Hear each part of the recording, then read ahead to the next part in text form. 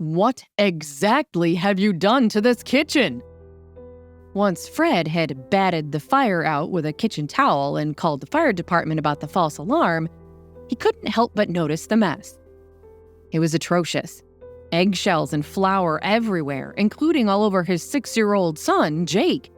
The milk carton lay on its side, dripping onto the floor. Fred ran his hand through his hair. "Jake, what were you thinking, son?" was all he could say. Jake burst into tears. "I'm sorry, Dad. I wanted to cook you a special lunch just for you to say thank you for getting me a new mom. But I ruined the crepes, and I burned Chef Julian's hat. I thought I could flip them by myself." "Aw, buddy," answered Fred, scooping up his flour-coated child. "That was a really nice thought. Thank you. But this was dangerous, okay? You could have burned the whole house down." "I just wanted to make you the best yummy lunch you ever had," cried Jake, big tears rolling down his cheeks. "Tell you what," said Fred, wiping his son's face with Chef Julian's burned hat. "We'll clean the kitchen together, okay, sport? And then we can go shopping for a new hat to buy for Chef Julian. You will have to tell him you're sorry, okay? And you mustn't ever try to use the stove again without an adult. At least not until you're a little older." Jake nodded, rubbing his eyes. "How about this?" Fred proposed. "How about we call Quinn, Nora, Sammy, and Denny and see if they want to come over for dinner tonight? They'll want to see the place they're moving to anyway." "Yay!" said Jake, instantly cheering up. Fred dabbed his son playfully on the nose with some batter. "It's a deal. Now, let's clean up this mess, huh?" "It really is messy, isn't it, Dad?" laughed Jake. "Definitely," said his father. The scene was much less happy over at the Four Seasons Hotel, where Parker arrived to help his sister Beatrice check out after her estranged husband Fred had cut off her credit card and forced her to leave the extravagant presidential suite. "How many clothes did you need for just a few days?" groaned Parker, shutting the fifth of Beatrice's 11 suitcases. "One can never overpack, darling," offered Beatrice. "Besides, I'm sort of carrying my home on my back at the moment. Honestly, I'd have been thrown out of here yesterday had you not floated me for today. Thank you for that. I had to go handle some business," she added, her eyes narrowing at the memory of being shunned, even from the Fairy Forest Resort at Dragon World. "Perks of being a doctor, I guess," shrugged Parker. "I'm glad I could afford it.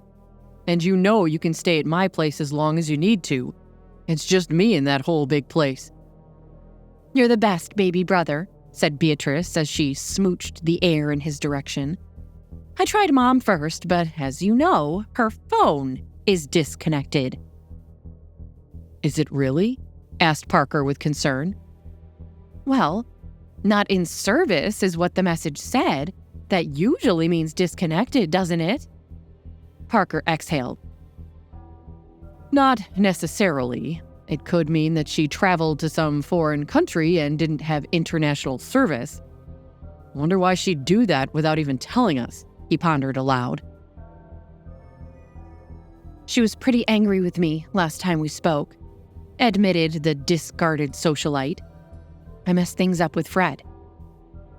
She told me to go get him back. I tried everything I knew how to try, short of criminal harassment. And some courts might say I even crossed that line. I'm just going to have to move on." "Well, what's next then? What's next for the fabulous Beatrice Sinclair?" She sighed. "I wish I knew.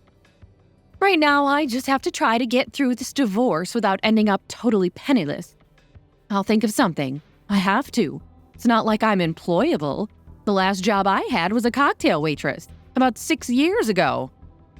I'm not going back to that life, Parker. I won't." "Of course you won't," he agreed. "You're far too crafty."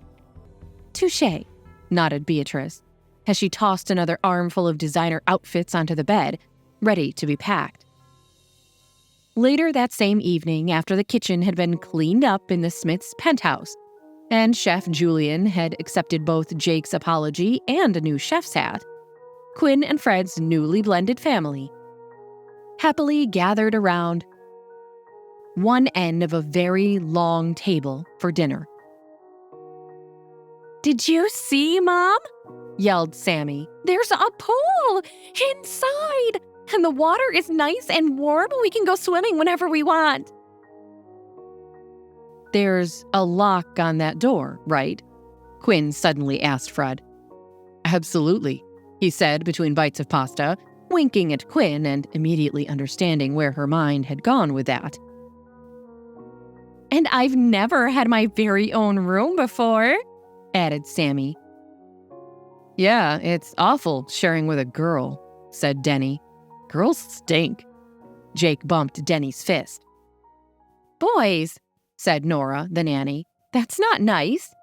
The boys both stifled their laughter. "Sammy," suggested Fred, "why don't you and Nora go upstairs and look at your room again? And look at the furnishing catalogs on my office desk? You can help pick out the furniture for your room." "Hey, how come she gets to pick out her own furniture?" protested Jake. "There will be new furniture for everyone," explained Fred. "You two boys each have your own room, and then there's Nora's room, and of course, your mom's room." "If you two are getting married, then why does Mom need her own room?" asked Denny. Hi, Quinn here, and if you're wondering what happens next, click on the link in the description to listen to the full audio series. You can also watch the next episode here in the playlist.